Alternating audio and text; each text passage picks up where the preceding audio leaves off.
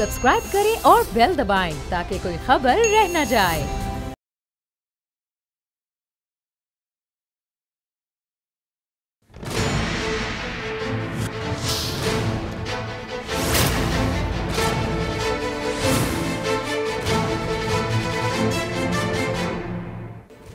अस्सलाम वालेकुम, मैं हूं नूरुल आरफीन सिद्दीकी और आप देख रहे हैं मेरी जंग।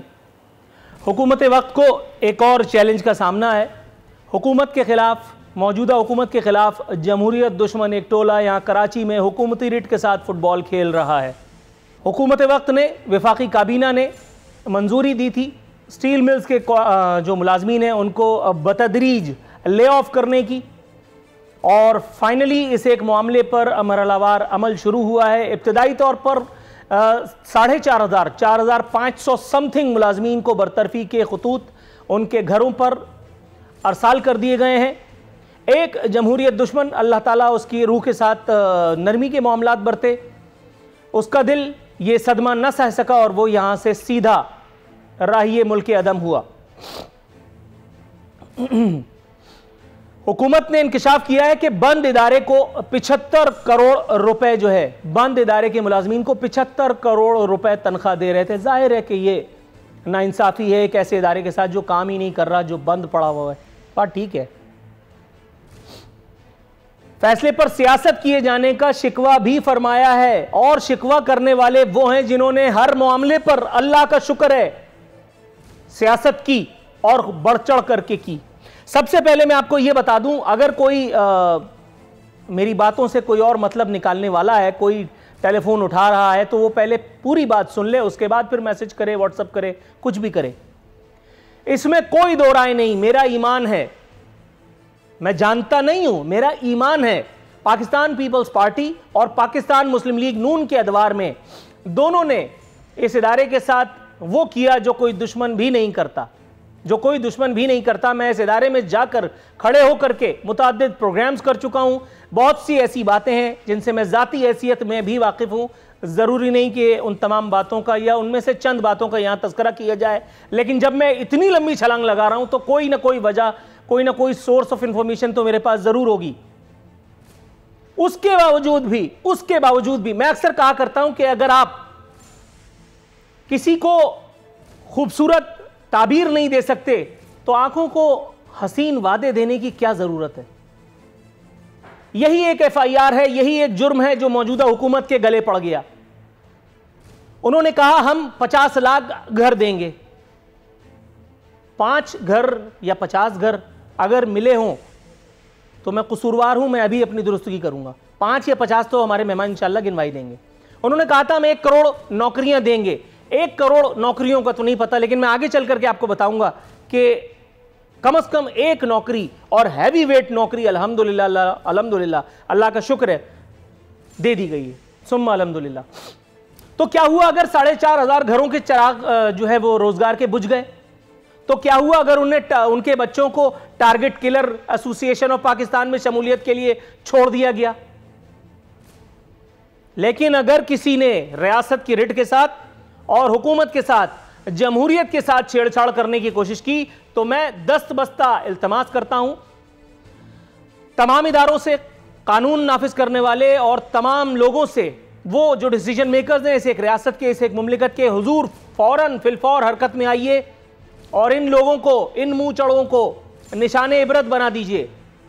क्योंकि एक आम आदमी को निशाने इबरत बनाने में तो यहां की हुकूमत और यहां की रियासत माशाअल्लाह अपनी नजीर आप है। अगली स्टोरी मेरी इसी से कनेक्टेड है तकरीबन। कोई कह रहा था कि हुकूमत नौकरियां नहीं दे रही। अभी ये बात चली रही थी कि अचानक खबर आई कि पीटीवी को नया चेयरमैन नसीब हो गया। थोड़ी देर में ओहदा खुला कि पनामा केस की मुआवनत करने वाले नईम बुखारी साहब मारूफ वकील हैं, इंटेलेक्चुअल हैं, मेज़बान रह चुके हैं एक तवील अरसे तक। हमने इनको देखा है अपनी टेलीविजन स्क्रीन पर। उन्हें चेयरमैन पीटीवी जो है वो नामजद कर दिया गया।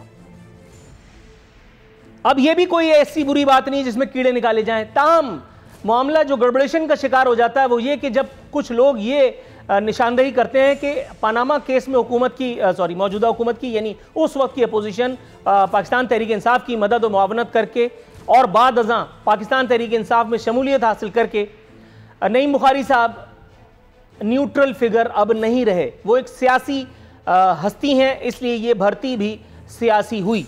गोया ये पाकिस्तान में पहली भर्ती है 70-75 सालों में जिसे सियासी कहा जा रहा है। लेकिन वो कहते हैं कि जब बुरा वक्त आता है तो ऊंट पे बैठे हुए एक चीज काट लेती है जिसका नाम ऑन एयर नहीं लेना चाहिए, जिसकी दुम के बारे में भी कुछ कहावतें हैं। मुद्दे पर आता हूं। पहला बाज़ाब्ता बयान ही शदीद तरीन तनकीद की जद में आया है। उन्होंने कहा है कि पीटीवी हुकूमत की, सरकार की जो है वो निगरानी मफादात की उसकी जो वर्जन है उसकी तर्जुमानी करेगा। ये रियासत का, ये हुकूमत का चैनल है। गड़बड़ा गया हूँ, कन्फ्यूज ही आ गया हूँ, क्योंकि इस हवाले से मुतादिद साउंड बाइट्स मेरे पास मौजूद है, मैंने निकलवा के भी रखे हैं, लेकिन फिर मैंने कहा क्या ज़रूरत है, मेरे मेहमान ने तो ऐसे ही जुटला देना है, उन्होंने कह देना नहीं ये इमरान खान है ही नहीं, उन्होंने कह देना है कि हमने ऐसी कोई बात की ही नहीं, तो फिर क्या ज़रूरत है मैं आपका टाइम ख़राब करूँ। मुझे याद पड़ता है कि साबिका दौर में बताया जाता था कि हम आएंगे तो पीटीवी पर या दीगर इदारों पर किस तरह से हम दस्ते शफ़क़त फेरेंगे, स्टील मिल दौड़ने लगेगी, पीटीवी भागने लगेगा। भागी तो रहा है, हत्ते भी नहीं आ रहा। मजीद 6000 मुलाजमीन की नौकरी जाने को है, तस्मे बांध लीजिए। 6000 कॉन्ट्रैक्ट मुलाजमीन की मौजूदगी पर सवालिया निशान उठाते हुए नए चेयरमैन ने फरमाया कि क्या इतने मुलाजमीन अचार डालने के लिए रखे गए। मजीद फरमाते हैं क्या इस तरह रियासती चैनल चलाए जाते हैं। यहां अंजुमन तनकीद निगारान और अपोजिशन का एक इज्तिमाई बयान सामने आया, कहते हैं हुजूर चलते तो ऐसे मुल्क भी नहीं। एक सवाल है कि पाकिस्तान स्टील मिल्स का जिसने बेड़ा गर्क किया, एक हाइपोथेटिकल बात, हालांकि ये हाइपोथेटिकल नहीं है। मैं अपने मेहमानों की तरफ आता हूं यार, ये मजा आ जाएगा। मेहमानों का तारुफ कराएं जी। याकूब शेख साहब पाकिस्तान तहरीक इंसाफ से मेरे साथ मौजूद हैं। सर अस्सलाम वालेकुम।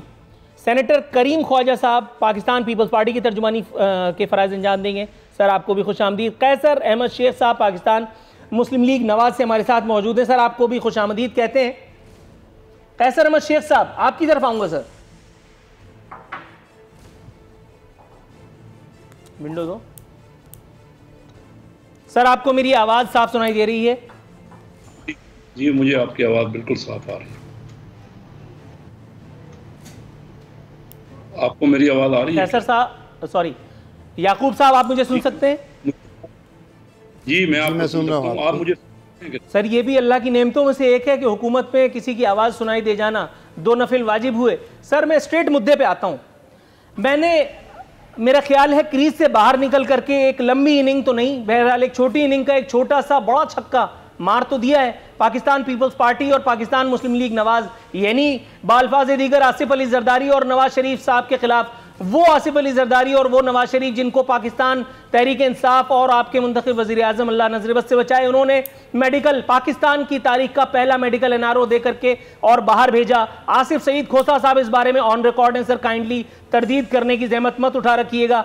सर मुद्दे पर आते हैं। जनाब मन, ये जो 50 रुकनी काबीना है जिसमें से ज्यादातर नॉन इलेक्टेड लोग हैं, सर अगर इनमें से चंद एक को बेरोजगार कर दिया जाता तो क्या ये 4500 घरानों की रोजी रोटी कुछ एक अरसे, चंद माह और नहीं चलाई जा सकती थी?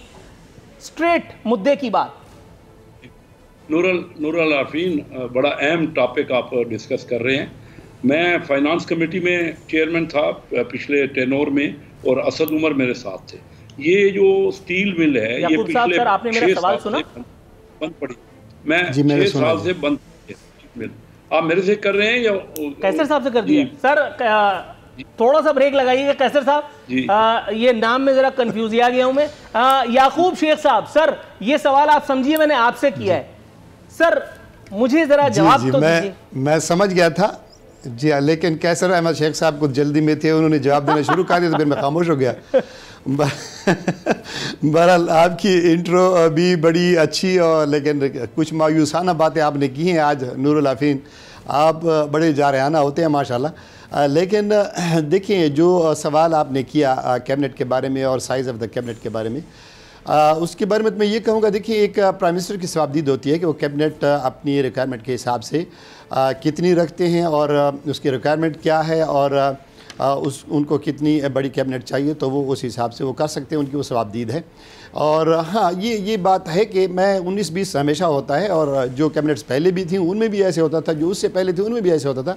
अब 100% इंसान कभी परफेक्ट नहीं होता, लेकिन गुंजाइश बेहतरी की होती है।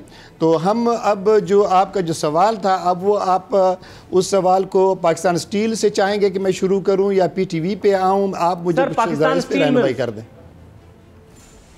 हाँ, पाकिस्तान स्टील मिल देखें नूरुल आरिफीन साहब, ये एक वो इदारा था जो बड़े पाकिस्तान के लिए एक प्राइड था जब ये आया, और नो डाउट पाकिस्तान का एक बड़ा मेगा प्रोजेक्ट था और बड़े ही रोज़गार देने वाला प्रोजेक्ट था। और शुरू में इसने बेइंतहा मुनाफे भी दिए, और पाकिस्तान की और ख़ास तौर पे जो सिंध की और कराची की जो पॉपुलेशन है उसके लिए एक रोज़गार का बायस भी बना। लेकिन उसके बाद हुआ ये कि जो अदवार बाद में आए एक के बाद दिगरे, उसमें एक मुकाबला ये शुरू हुआ कि मैंने कितने नालायक भर्ती करने हैं और आपने कितने ऐसे हड हराम भर्ती करने हैं जो काम भी नहीं करेंगे। मैं नहीं उन लोगों को मुखातिब कर रहा जो काम करने वाले हैं, मैं उनको मुखातिब कर रहा हूँ जो सिर्फ यहाँ पे सियासत करने के लिए बैठे हुए हैं, जो माफिया की सूरत इख्तियार कर गए, और वही लोग उन पार्टियों के दिए हुए तोहफे थे जिसकी वजह से ये इतना एक अजीम प्रोजेक्ट हमारे हाथ से निकल के ये बैठ गया। और ये इसकी अब सूरत हाल ये है कि अब हमें संभालना पड़ गया। ये पिछले 5 साल से बंद है। नूरुल आरिफीन साहब, आप जानते हैं कि ये पिछले 5 साल से बंद है, और गवर्नमेंट इसके ऊपर 75 करोड़ तक की जो तनख्वाहें हैं वो अदा कर रही है। उसके अलावा ये एक ऐसा ब्लीडिंग इदारा है कि जिसकी रिस्ट्रक्चरिंग करना, इसको रीफेस करना, ये गवर्नमेंट के लिए एक चैलेंज था। गवर्नमेंट ने ऐसा एक्शन जब भी लेना होता है, कभी भी कोई भी गवर्नमेंट ये नहीं चाहती कि लोगों को बेरोज़गार करे। लेकिन आप मुझे बताइएगा कि क्या इसका ये इलाज नहीं था कि गवर्नमेंट बैठ के इसके ऊपर सर जोड़ के इसका कोई हल निकाले? तो हमने इसका हल निकाला है और इसको रिस्ट्रक्चर करके इसको एक प्रॉफिटेबल ऑर्गेनाइजेशन बनाने का हमने प्रोग्राम बनाया है। बजाय इसके कि ये मज़ीद तबाही की तरफ चलता रहे, तो किसी ने तो आके ब्रेक लगानी थी। और मैं आपके इस प्रोग्राम के तवज्जुह से ये मैं इस पर बड़ी एतमाद के साथ कहना चाहता हूँ कि ये वो गवर्नमेंट है जिसने कोई आके एक्शन इन इदारों के ऊपर लिया जो एक एक करके इन्होंने तबाह किए, और लोगों को भरा इसमें रिक्वायरमेंट थी या नहीं थी, वो इस काबिल थे या नहीं थे। कुछ ऐड करने की अगर आप मुझे इजाजत दें, आपकी इजाजत से बोलूंगा। जी फरमाइए सर। एक अल्लामा थे, जब आप लोग अपोजिशन में थे तो उन्हें ख्वाब आया करते थे, इल्हाम होता था, कश्फ हुआ करता था, असेंबली में खड़े होकर रोते थे, सिर्फ सर में मट्टी डालने बाकी रह जाती थी। कहते थे पेट्रोल 40-50 रुपए से ज्यादा नहीं होना चाहिए। उनकी एक वीडियो भी मौजूद है, उसमें कहते हैं, मेरी ये वीडियो संभाल के रखिएगा, एतमाद, ओहो झूठ बोलूं तेरे मुंह पे, एतमाद कहते थे अगर 1 साल में डिलीवर नहीं कर सके तो घर चले जाएंगे। पता नहीं किसके घर का था, ये नहीं बताया, लेकिन घर का जरूर नाम लिया था। यूट्यूब पे आपको वीडियो भिजवाऊंगा मैं।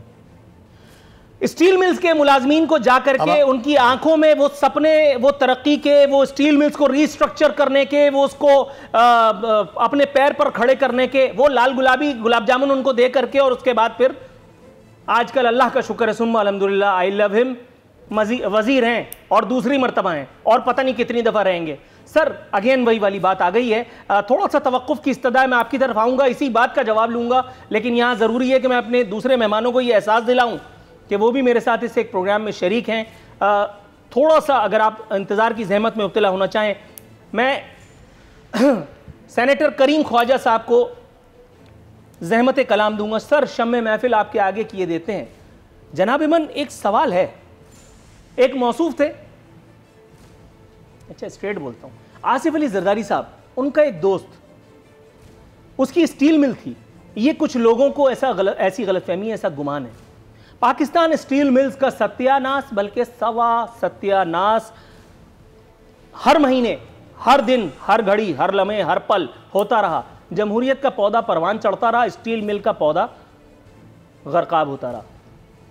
सर ये एक महज इत्तेफाक है कि रियासती सरपरस्ती में या हुकूमत का अपना इदारा एक, उसको डुबो दिया जाए और उसके बाद फिर अपनों को डांटा और गैरों को बांटा वाली जो मिसाल है उसे सच साबित कर दिखाया जाए? काइंडली तरदीद फरमाइएगा।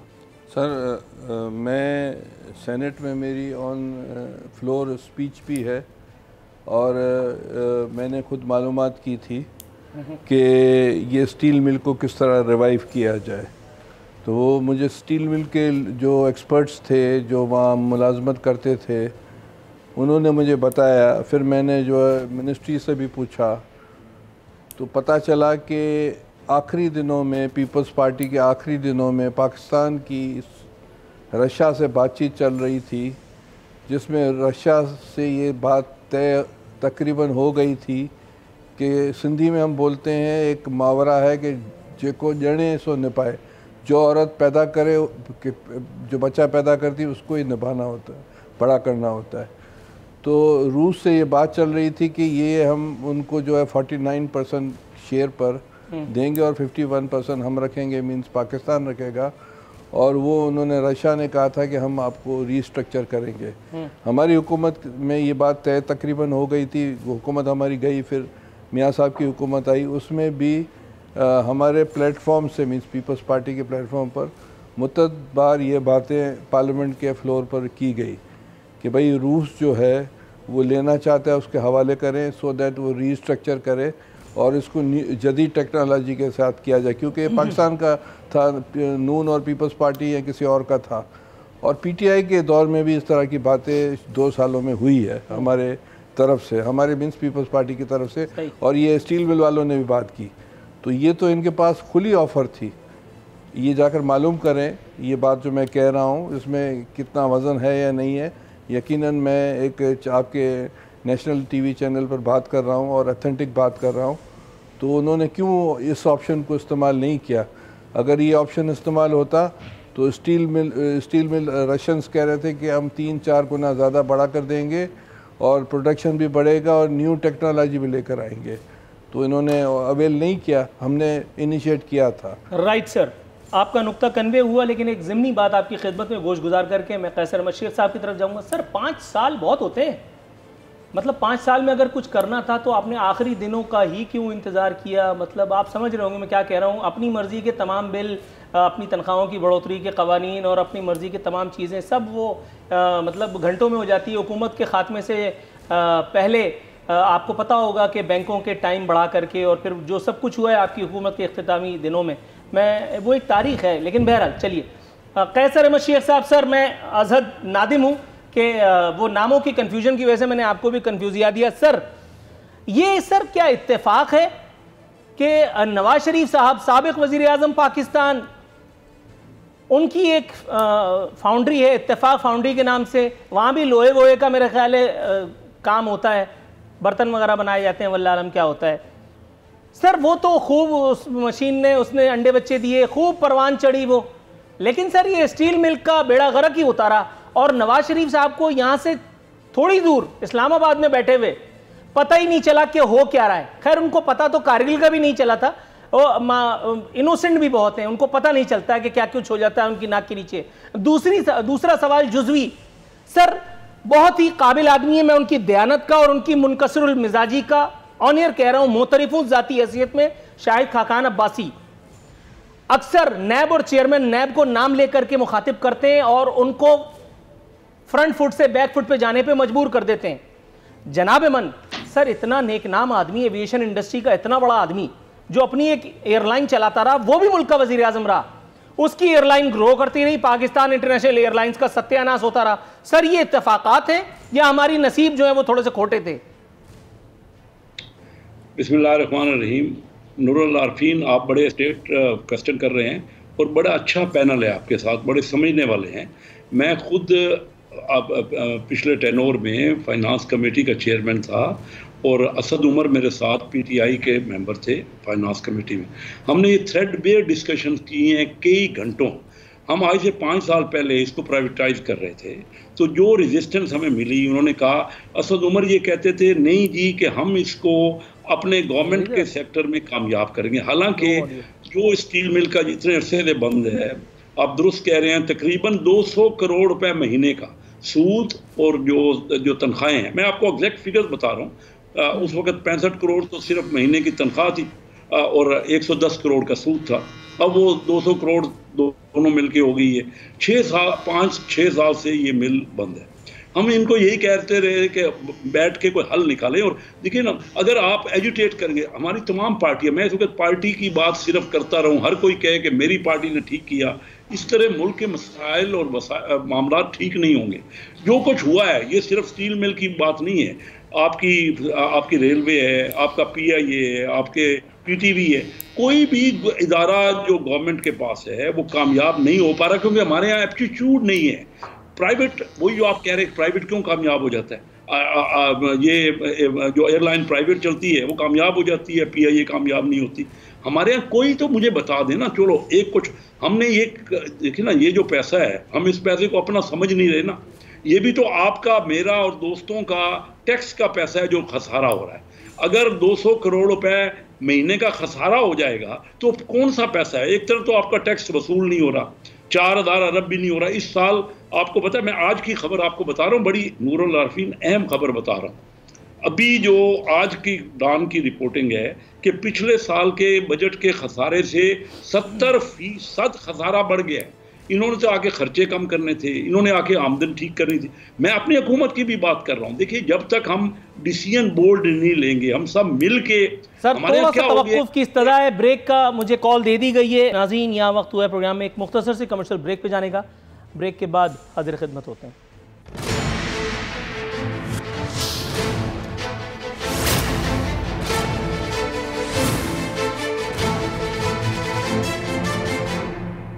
वेलकम बैक नाजरीन। बदस्तूर हमारे मेहमान हमारे साथ मौजूद हैं। सर, आपको बात करने के लिए मुनासिब वक्त नहीं मिल सका, इस बात का मुझे बखूबी इदराक है। कैसर अहमद शेख साहब, आपकी बात भी कट गई थी सर, लेकिन मैं अपने सवाल की तरफ दोबारा आऊँगा। सर, वन लाइनर, ये इत्तेफाक था कि शायद खाकान अब्बासी का इदारा जो है वो चलता रहा और नहीं आ रही। सर, आपको मेरी आवाज़ आ रही है कैसर साहब? जी, मुझे आ रही है। ये इत्तेफाक था कि शायद खाकान अब्बासी की जाती एयरलाइन जो है वो ग्रो कर रही थी और PIA जो है वो डूब रही थी। ये इत्तेफाक है कि इत्तेफाक फाउंड्री जो है वो फल फूल रही थी और स्टील मिल्स का बेड़ा गर्क हो गया था। Sir, between the line answer. जी, ये जनाब एक लाइन का जवाब ये है कि प्राइवेट सेक्टर में अपनी मेहनत होती है, एंटरप्रेन्योरशिप है। हमारे यहाँ जो कौमी इदारे हैं, कोई उसको अपनी मलकियत नहीं समझता, कोई परवाह नहीं करता, और कोई इदारा भी कामयाब नहीं और आइंदा भी नहीं होगा। हमारे यहाँ एक दूसरे की टांग खींची जाती है इन तमाम पॉलिटिकल पार्लियामेंट्री सिस्टम में। जब तक चाइना में क्या है कि वहाँ एक पार्टी है और वो एक दूसरे से कोऑपरेट करते हैं। जब तक हम सब मिल के मुल्क के लिए नहीं सोचेंगे, मुल्क की बेहतरी, एक दूसरे के खिलाफ ही बातें करते रहेंगे, नहीं आएगा। इसका मतलब ये है कि आपने डिसोन कर दिया, नून लीग की हुकूमत की। इदारों को बैठना पड़ेगा, नहीं तो आपका मुल्क ये पूरे यकीनन एक वक्त आएगा जब हम बैठेंगे। लेकिन सर, याकूब साहब की तरफ में मेरा सुन लीजिएगा। हमारी पिछले 30-40 साल में ना बांग्लादेश की फीकस आमदनी 8.5 गुना हो गई, इंडिया की 7 गुना हो गई है, हमारी 4 गुना रही है। हम ये फेलियर हो गया सिस्टम। ये सिस्टम में कामयाबी नहीं होगी अगर हम आपस में चार्टर ऑफ इकोनॉमी नहीं करेंगे और मिल बैठ के मुल्क के लिए नहीं सोचेंगे। Yes sir. याकूब साहब, सर कैसर अल्लाह आपको नेकी दे, करीम ख्वाजा साहब, सर मुझे ये बताइएगा, उन्होंने कहा चार्टर ऑफ इकोनॉमी कर लें, लेकिन उससे पहले ये कौन जवाब देगा कि पहले जो हुआ वो क्यों सही नहीं हो सका? 75 करोड़ रुपए की नौबत आ गई। बिलावल भुट्टो को अचानक पता चला कि जी स्टील मिल्स मुलाजमीन के बजाय इमरान खान को बरतरफ होना चाहिए। यहाँ भी अपने ही दिहाड़ी की फिक्र है। सर, उन मुलाजमीन का मतलब, अगेन नकीबुल्ला की जब बात आई थी तो सब जाकर के सोहराब गोट पर उसके कैंप में जाके बैठ गए थे, तालियां बजा रहे थे, इंसाफ दो इंसाफ दो। और अभी थोड़ी देर पहले पता चला कि राउंडबार तो क्राइम सीन पे मौजूद ही नहीं था। ये सिर्फ इस मुल्क में हो सकता है और कहीं नहीं हो सकता कि जो मौजूद होता है वो अचानक मौजूद नहीं होता, और जब जो नहीं होता है वो तो वहाँ ज़रूर होता है। सर, ये मुझे बताइए, ये क्या टाइम पास हो रहा है? मतलब हम लोगों से इमरान खान को बरतरफ होना चाहिए तो फ़ायदा किसको होगा? नूरुल आरिफीन को? देखें, ये इमरान खान का बरतरफी का नारा जो है पाकिस्तान की 11-12 पार्टीज़ जो हैं PDM की तरफ से आ रही है और जिनकी पार्लियामेंट में भी मौजूदगी है। उसका रीज़न ये है कि वो कोविड का इशू हो या इकोनॉमी का इशू हो, या फॉरेन पॉलिसी का इशू हो, या पाकिस्तान के आइसोलेशन का इशू हो, पाकिस्तान की एक्सपोर्ट का इशू हो, इंपोर्ट का इशू हो, हर चीज़ में पाकिस्तान जो है बहुत पीछे चला गया है इन 2-2.5 सालों में। तो उसका क्या मतलब है कि ये तो टीवी पर आकर कहते हैं कि एवरीथिंग फाइन है, जब सारी दुनिया की इकोनॉमी बर्बादी की तरफ जा रही है। ये कह रहे हैं कि पाकिस्तान बहुत एक्सीलेंट चल रहा है, ये कह रहे हैं कि हमारी फॉरेन पॉलिसी बहुत अच्छी है, जबकि यूनाइटेड अरब एमिरेट्स और सऊदी अरेबिया वो आपसे नाराज़ हैं। अभी जो नाइजीर में हुआ है OIC का जो है, उसमें कश्मीर एजेंडा पर नहीं था। ये यहाँ गलत बयानी की बातें करते हैं और ये कहते हैं कोविड का जहाँ तक ताल्लुक़ है, ये जो 2 भाई हमारे बैठे हैं, कैसर साहब और याकूब साहब, ये दोनों, इनका ताल्लुक़, हम सब पाकिस्तानी हैं पर इनका पंजाब से ताल्लुक़ है। मुझे पता है सबसे ज़्यादती कोविड में पंजाब से हुई है। वो ये मैं सिंध का होकर ये कह रहा हूँ, क्योंकि सिंध वालों ने फिर भी हर रोज़ 15-20 हज़ार टेस्ट हम करवाते हैं। पंजाब जिसकी आबादी 12 और 14 करोड़ है, वहाँ 5-7 हज़ार से ज़्यादा टेस्ट नहीं हो रहे हैं और अमवातें भी छुपाई जा रही हैं। और ये खुद अखबारों में रिपोर्ट हुआ है, आज से 4 दिन पहले डॉन में एक रिपोर्ट आई थी जिसमें कहा था, लेकिन कोरोना तो है ही नहीं।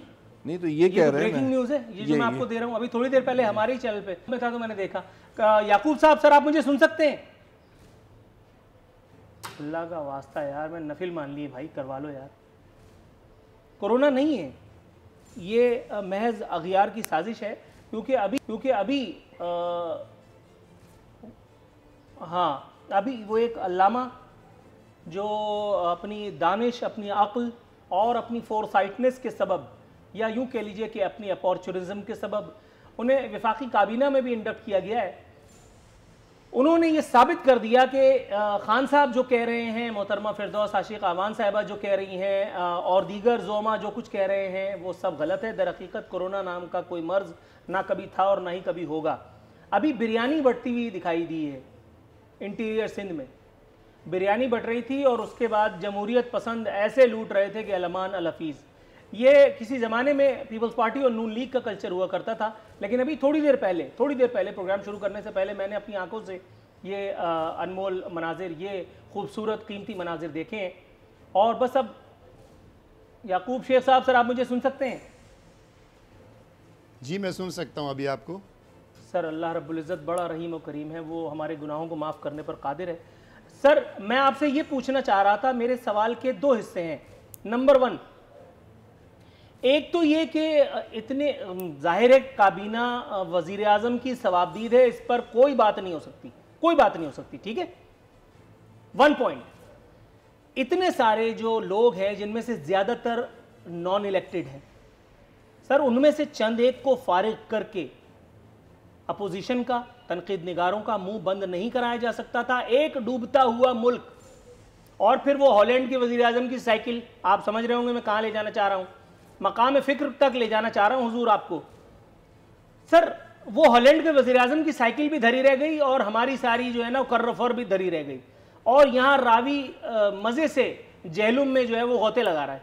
सर कुछ एक तो इस पर इरशाद फरमाइएगा, और दूसरा कोरोना के हवाले से आज जो साइंसदानों ने पाकिस्तान में, लड़काना में जो साइंसदानों ने कोरोना को जो जूते मारे हैं, बिरयानी के नाम पर जो कुछ हुआ है वहाँ, सर ज़रा कुछ निशानी मंजिल दीजिएगा, किस तरह से हम भी जो है वो कोरोना को बिरयानी के चक्कर में या कढ़ाई के चक्कर में या किसी और के चक्कर में कोरोना को हम रुसवा कर सकते हैं, उसकी मौजूदगी से इनहराफ कर सकते हैं।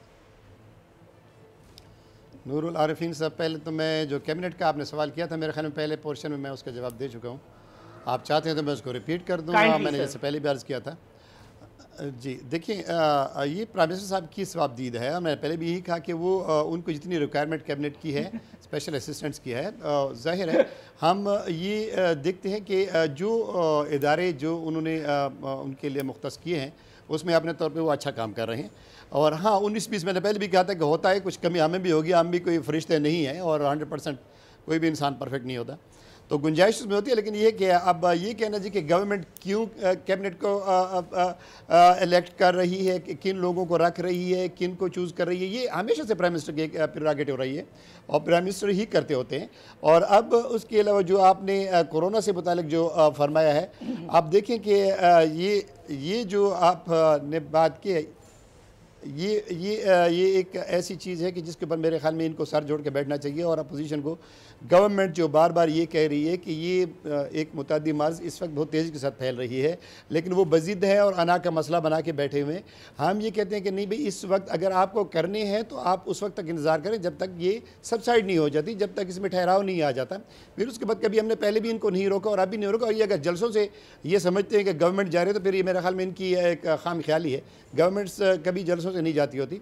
और ये एक तयशुदा बात है कि गवर्नमेंट अपने तौर पे इस डिज़ीज़ के लिए और आवाम की बेहतरी के लिए जो बेहतर कर सकती है वो ज़ोर से भी करेगी और वो प्यार से भी करेगी और करना चाहिए भी, क्योंकि इसकी तबाही और इसकी सारी जो बिल्कुल आपका नुक्ता गंदे हुआ। मुझे सिर्फ ये पूछना था, क्या बिरयानी लूटने वालों को कोरोना नहीं होता? क्या बिरयानी लूटने वालों को वो मौका फराहम करने से वो जो वजीर साहब हैं उनको कोरोना नहीं होगा? मतलब ये पूछना चाह रहा था मैं। जस्ट वन लाइन अगर आप इनायत करें तो फिर मैं अगले मेहमान की जानिब चाहूँ। मैं सीधी सी बात है कि जहाँ पे भी गैदरिंग होगी, चाहे बिरयानी बांटने पे हो और या मिठाई बांटने पे हो या इस तरीके से अब आप ये देखिए जनाब, आप वहीं आ गए जब मैं आपको घेर घार के लाना चाह रहा था। सर, कोरोना पर काबू पाने वाले वजीर जब खुद कोरोना फैलाने का जरिया बन जाए तो फिर मैं समझ सकते हैं आप कि हमारी डायरेक्शन कितनी गलत है। थोड़ा सा तवक्कुफ की इस्तदा है। करीम ख्वाजा साहब की तरफ जाते हैं। करीम ख्वाजा साहब, सर, ताज़ा तरीन इंटरव्यू के मुताबिक 2 साल में 1 करोड़ नौकरियां देने की बात ही नहीं की गई। दूसरा इंकशाफ सनसनीखेज इंकशाफ है, हमने नहीं कहा था कि हम कर्ज नहीं मांगेंगे। सर, 100 किस्म के झगड़ों से बचा लेती है मुझको हर बात से ये साफ मुकर जाने की आदत। सर, लेकिन आप इस पर तनकीद नहीं कर सकते। पूछिए क्यों? इसलिए कि अखरोट खाने के लिए मुंह में दांत होने चाहिए। पहले मैं दांतों की तसल्ली बख्श इलाज कराता हूं। आसिफ अली जरदारी साहब जब इक़्तिदार में आए, इक़्तिदार में आते ही उन्होंने हमें बताया कि सियासी बयान कोई कुरान और हदीस नहीं होते। जी सर, अब कुछ कहिए। सर देखें, मसला ये कि आसिफ अली जरदारी साहब की जब प्रेसिडेंट थे और पीपल्स पार्टी की हुकूमत थी तो हमने और कुछ नहीं किया होगा। कम से कम जो लोग उस परवेज़ मुशर्रफ ने जिन लोगों को या उससे पहले के अदवार ने लोगों को नौकरियों से निकाला, हमने उनको दोबारा भर्ती कर दिया, उनको दोबारा रीइंस्टेट कर दिया, उनको रेगुलाइज किया सारे पाकिस्तान में। तो कम से कम इस चीज़ में तो हमने किसी से रोज़गार, पीपल्स पार्टी ने न भुट्टो का दौर हो या बेनज़ीर का शाहबाज शहीद का दौर हो या हमारा जो जिसमें जरदारी साहब सदर थे और गिलानी साहब पीएम थे, तो उस वक्त भी हमने रोज़गार दिए, हमने रोज़गार छीना नहीं। इरिस्पेक्टिबल, अब मैं आपको बताऊं कि ज़िया के दौर में जो लोग भर्ती हुए थे उनको बेनज़ीर साहबा ने सारे पाकिस्तान में रेगुलाइज कर दिया। तो कहने का मतलब ये है कि हमने कभी किसी से छीना नहीं, ये तो छीन रहे हैं रोज़गार। तो ये स्टेट की जिम्मेदारी है, स्टेट माँ होती है। सर मशीर साहब, इससे पहले कि ब्रेक पर जाने की कॉल दी जाए, सर इसी मौजू पर आपसे कुछ सुनना चाहूंगा। जी, मैं तो सिर्फ ये कहूँगा कि हमारे वक्त में जो 22 करोड़ लोग कमाई कर रहे थे ना, वो 325 अरब डॉलर था। अभी वो सुकड़ के 280 अरब डॉलर हो गई। लेकिन वो 280 अरब का जो केक है, छोटा केक हो गया, उस केक में से भी ज़्यादातर हिस्सा अमीर आदमी, बड़े जिम्मेदार, हम जैसे बड़े बिजनेसमैन और इंडस्ट्रियलिस्ट वो ले रहे हैं। तो वो छोटे केक का भी बड़ा साइज ये ले रहे हैं। इनको पता नहीं है, ये जो बात कर रहे हैं ना, ये कहते हैं जी करंट अकाउंट, इन्होंने रट्टा चढ़ाया हुआ है करंट अकाउंट। इनको पता ही नहीं है असल मईशत की सबसे बड़ी बीमारी जो है वो बजट डेफिसिट होता है। और बजट डेफिसिट तारीख का सबसे ज़्यादा हो गया है। पिछले साल से इस साल 70% बढ़ गया, आज की खबर है। और ये 4000 अरब रुपए से ज़्यादा बढ़ गया है बजट डेफिसिट, और उसका इनको पता ही कुछ नहीं है। ये तो करंट अकाउंट डेफिसिट का देखें ना, ये एक्सपोर्ट बढ़ जाती, 50 रुपये आपने डॉलर बढ़ा दिया, हर चीज़ महंगी कर दी, फिर भी इनका ख्याल था कि एक्सपोर्ट बढ़ेगी, एक्सपोर्ट तो बढ़ी नहीं। हाँ, इंपोर्ट कम हो गया। इंपोर्ट कम होने का मतलब है रॉ मटेरियल नहीं आ रहा, और चीज़ें जो खाने पीने की चीज़ें थी वो नहीं मंगाई। तो ये इंपोर्ट कम होने का भी क्रेडिट ले रहे हैं, जो यानी इकानमी यानी मईशत सुकड़ गई 300। इसमें सिर्फ 2 चीज़ें होती हैं इकानमी में, ये पता नहीं किसने इनको लेक्चर दिए, पता इनको है कुछ नहीं। कोई बात करे तो तरीके से करे ना। क्या 300 अभी, क्योंकि मैं याकूब शेख साहब को जानता हूँ, बड़े काबिल आदमी हैं, इन जैसे बंदे मिनिस्टर जो इतने हैं, तो इन जैसे बंदों को मिनिस्टर रखना चाहिए था या होना चाहिए था, जो बातों को समझते हैं। क्या कुल 22 करोड़ लोगों की आमदनी 325 अरब डॉलर से कम होकर 280 अरब डॉलर नहीं हो गई? क्या जो केक काट रहे हैं वो अमीर आदमी ज़्यादा, हम जैसे इंडस्ट्रियलिस्ट बड़े बड़े जो चंद इंडस्ट्री जैसे शुगर मिल है, जैसे स्टील की फैक्ट्रियाँ हैं, जैसे फर्टिलाइज़र है, सिर्फ उन चंद सैकड़ों लोगों पे कमाई जा रही है, और जो आम लोग हैं 21.5 पौने 22 करोड़ लोग हैं। योर आंसर सर, यहाँ ब्रेक की कॉल दे दी गई है। नाज़रीन एक मुख्तसर सा वक्त फिर हाजिर होते हैं।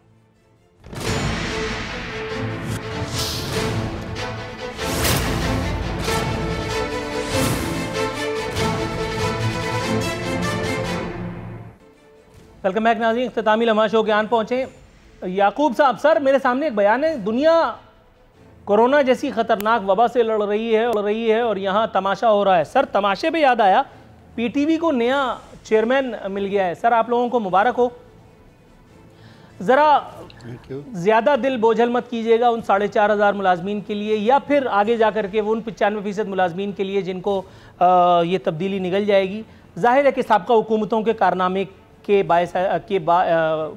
उसके बगैर ये मदद के बगैर, मुआवनत के बगैर ये मुमकिन नहीं था। ताम बहरहाल इस बारात के दूल्हा तो आप ही लोग हैं सर। लेकिन सर ये पूछना था, कुछ लोग ये इल्ज़ाम लगा रहे हैं, कुछ जमहूरियत दुश्मन, कि दर हकीकत ये नईम बुखारी साहब को उनकी खिदमात का जो पनामा केसेस में उन्होंने आपकी पार्टी को, आपके पार्टी सरबराह को दी थी, उसका जो है वो समर मिला है। लेकिन एक वही वाली बात है कि उनका अपना बयान जो उन्होंने कहा है वो इमरान खान साहब के कहने की तरदीद करता है। इमरान खान साहब कहते थे अपोजिशन को बाकायदा एयर टाइम मिलना चाहिए, मेरी तकरीर भी नशर होनी चाहिए, सब कुछ होना चाहिए। नईम बुखारी साहब ने आते ही जो है वो तोपों का रुख अपनी तरफ कर लिया। उन्होंने कहा अपोजिशन को बिल्कुल टाइम नहीं मिलेगा क्योंकि ये सरकार का भोंपू है और इसके ज़रिए हम सिर्फ सरकार की खिदमत करेंगे। जी सर। देखें, जहाँ तक नईम बुखारी साहब का है तो वो भी वही बात है कि सवाबदीद है प्राइम मिनिस्टर साहब के, वो किसी को भी अपॉइंट कर सकते हैं। नईम बुखारी साहब एक बड़े काबिल इंसान है, उनकी काबिलियत से किसी को इनकार नहीं है, और वो इस इदारे को कमर्शलाइज़ करके चलाने की मेरे ख्याल में कोशिश करेंगे। ये कमर्शल इदारा है और कमर्शल वे में उसको चलाएंगे। अब बात करते हैं, मैं सेनेटर साहब की बात से शुरू करूँगा जो उन्होंने फरमाया कि पीपल्स पार्टी की गवर्नमेंट ने रोज़गार दिया था। नूरुल आरिफीन साहब हमेशा ये याद रखिएगा, मेरे ख्याल में मैं इशारा भी करूँगा तो आप उस बात को समझ जाएंगे, क्योंकि आप माशाल्लाह मीडिया से बिलोंग करते हैं और आप हमारा जो एक लफ्ज़ भी आता है उससे आप उसका मतलब निकाल लेते हैं। देखिए, जिस तरीके से रोज़गार दिए गए प्रीवियस गवर्नमेंट्स में, वो ये था कि उन्होंने ये नहीं देखा कि किसकी क्या काबिलियत है और किसकी वहाँ पर गुंजाइश है या नहीं है। इदारे किस तरीके से बर्बाद हुए, वो इस वजह से बर्बाद हुए कि ओवर क्राउड कर दिया आपने। अब वहाँ उनकी कैपेसिटी इतनी नहीं थी, वहाँ इतनी खपत नहीं थी, वहाँ उसकी प्रोडक्टिविटी इतनी नहीं थी, और किसी भी कमर्शियल इदारे को जब आप इस वे में चलाएंगे वो कभी भी नहीं चलेगा। ऐसा ही है, और यही हुआ है हमारे इदारे के साथ। जिसारत सिर्फ इसलिए कर रहा हूं ताकि मोहर तस्दीक सब्त कर सकूं। आप जो कह रहे हैं उसमें ज़रा सी कमी बेशी भी मुमकिन नहीं है। डूबते हुए टाइटैनिक पर, चाहे वो पाकिस्तान स्टील मिल्स का हो या PIA का, आपने इजाफी बोझ लाद दिया तो उसका असर यही होना था। इस बात से तो कोई इनकार है ही नहीं, इस बात से कोई इनकार किसी सूरत नहीं है। ये मैंने अपनी गैर जानिबदारी साबित करने के लिए कहा। लेकिन सर प्रॉब्लम है, सवाल तो पूछना है ना। अब अगर मैं सवाल पूछूं और आप ये कहें कि वज़ीर आज़म साहब की सवाबदीद है टाइम फिश, तो मतलब मज़ा कैसे आएगा। नवाज शरीफ भी तो वज़ीर आज़म था, वो कोई यूसी चेयरमैन थोड़ी था। नवाज शरीफ के खिलाफ रोड घेर करके आप लोगों ने जो तमाशा किया था। सर मेरी अम्मी भी प्रोग्राम देख रही है, उनको जरा समझाने दें कि मैं थोड़ा सा कुछ पढ़ा लिखा हूं। सर नवाज शरीफ भी इस मुल्क का वज़ीर आज़म था, आप लोगों ने उसके साथ जो कुछ किया है सर अल्लाह ही पूछेगा, क्योंकि नवाज शरीफ तो नहीं पूछ सका और वो बेचारा बिल्कुल भी नहीं था। ये मैं पहले ही कह चुका हूं, कि अगर नवाज शरीफ को टांगने के लिए रस्सी चाहिए तो मैं ला करके देने के लिए तैयार हूं। कहीं मुझे पटवारी ने समझ लिया जाए। सर नवाज शरीफ को मेडिकल NRO भी आपने दिया, सर मैं कुट्टी हो जाऊंगा, नाराज हो जाऊंगा। मतलब ये मामला जो है ना वो गड़बड़ेशन की तरफ जा रहे हैं। थोड़ा सा अगर आप तवक्कुफ करें, अगर आप इजाजत दें तो आपकी इजाजत से, बल्कि आप अगर एक लाइन में कोई जवाब देना चाहें तो आपका जवाब शुक्रिया के साथ वसूल करके फिर मैं पीपल्स पार्टी की तरफ जाऊं। देखें, मैंने वही अर्ज़ किया, ये इदारे कमर्शियल इंस्टीट्यूशंस हैं, इनको कमर्शियल वे में जब तक भी नहीं चलाएंगे, मैं फिर उसी बात को रीइंस्टेट कर रहा हूँ कि जब तक आप इनको कमर्शियली नहीं चलाएंगे ये नहीं चलने वाले। और हमेशा रोज़गार आपको गवर्नमेंट के इदारों से कितना देगा? गवर्नमेंट आपको 1.5% देगी, 2% रोज़गार देगी।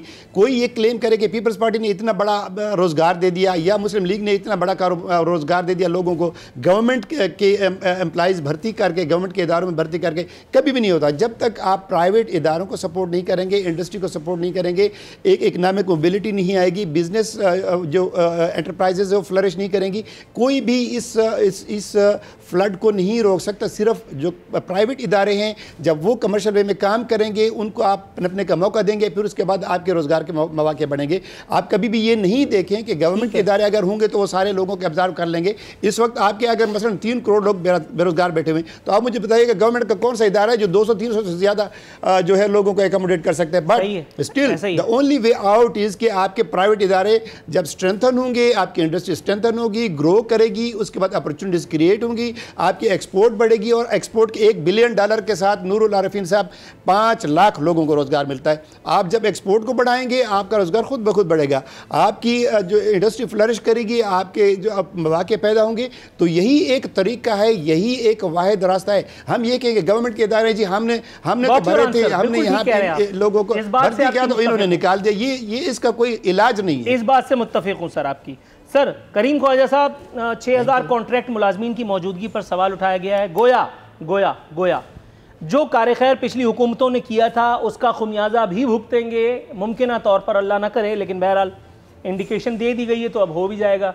PTV के ये आर्जी या कॉन्ट्रैक्ट मुलाजमीन, सर क्या ज़रूरत थी? मतलब हर आदमी जो जिए भुट्टो कहता आ रहा है उसको नौकरी लेकर के और ऑफिस से निकालने की, मतलब ऐसे ही पूछ रहा हूँ।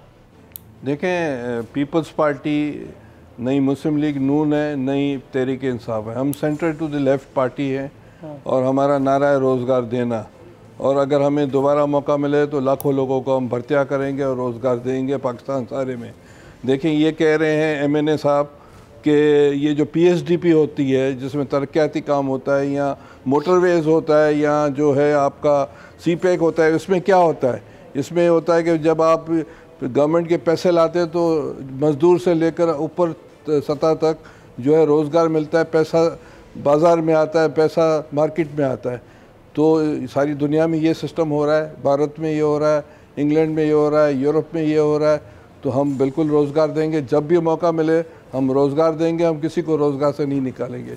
ये people's party centre to left हमारे साथ हमारा फिलसफा है, उस पर हम कायम है दायम है। पीपल्स पार्टी ने चाहे इदारा तबाह भी हो जाए, इदारा तबाह हो जाए, लेकिन बंदों को बरकरार रखना। सर कैसर अहमद शेख मेरी समझ में नहीं आती ये बात।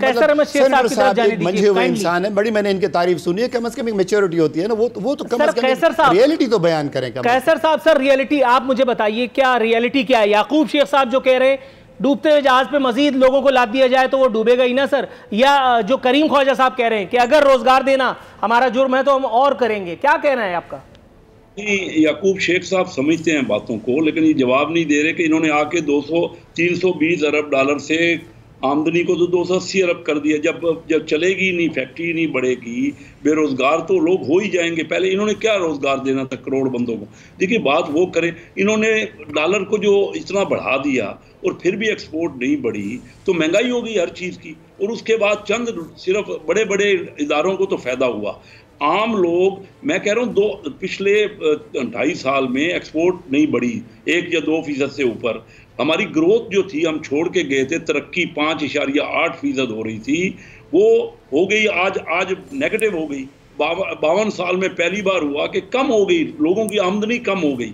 तो जब रोजगार क्या मिलेगा? रोजगार तो तब प्राइवेट सेक्टर ही रोजगार, पूरी दुनिया में engine of growth private sector है। गवर्नमेंट के ऊपर अगर आप इंसार करते रहेंगे तो गवर्नमेंट में ना एफिशिएंसी है। और सही कह रहे हैं याकूब शेख साहब कि गवर्नमेंट के पास तो अपॉर्चुनिटी नहीं है। हम इनको समझाते रहे यही बात। असद उमर को मैं एज अ चेयरमैन समझाता रहा कि भाई ये मिलजुल के समझो, ये 6 साल से बंद पड़ा है इदारा और हर महीने आप तनख्वाह दे रहे हैं, तो इस ऐसे रोजगार का क्या फायदा है? ये रोजगार जो बंद पड़ा है ना, वो पैसा आप लोगों का, आवाम। राइट सर, थोड़ा सा तवक्कुफ कीजिएगा। याकूब साहब, सर आप कुछ कहना चाह रहे हैं, कहिए और फिर इख्तिसार के साथ कहिए, फिर वाइंड अप करेंगे। मैं सिर्फ ये कहना चाह रहा हूँ, मैं बड़ी कदर करता हूँ कैसर शेख साहब की और ये बिज़नेस को जानते हैं, लेकिन उन्होंने जो टेक्सटाइल से मुतालिक जो बात की है, मैं देखिए एक अर्ज़ करूँ आपको, टेक्सटाइल इस वक्त जो पाकिस्तान में जो गवर्नमेंट ने रिवाइव की है, मेरे ख्याल में किसी भी टेक्सटाइल मिल ओनर को, किसी भी उनके एप्टमा के आप रिप्रेजेंटेटिव से बात करें, इस वक्त जितने वो खुश हैं कि आपने उनके जो पुरानी फंसे हुए जो रिबेट्स थे वो आपने वापस कर दिया, आपने उनकी जो पार का रेट था वो आपने एडजस्ट कर दिया, और टारगेट जो हमारा $13 बिलियन से कभी ज़्यादा नहीं था, अब हमने $21 बिलियन की तरफ हम जा रहे हैं। तो मेरे ख्याल में टेक्सटाइल तो हमारी फ्लरिश कर रही है, और किसी से भी बाकी जो बेरोजगारी हो गई है, सारी इंडस्ट्री बंद हो गई है, टेक्सटाइल वाकई आप सही कह रहे हैं। आपने टेक्सटाइल लिखा तो मैं देखिए गवर्नमेंट के बिल्कुल चैलेंजेस हैं।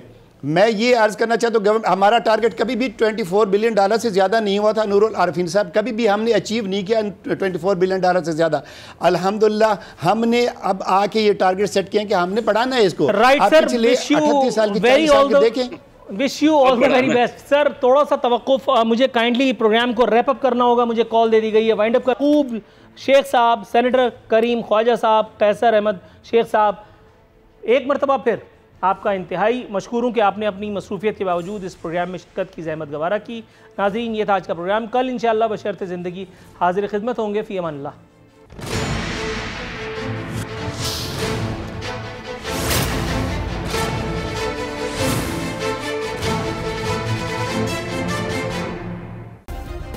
सब्सक्राइब करें और बेल दबाएं ताकि कोई खबर रह न जाए।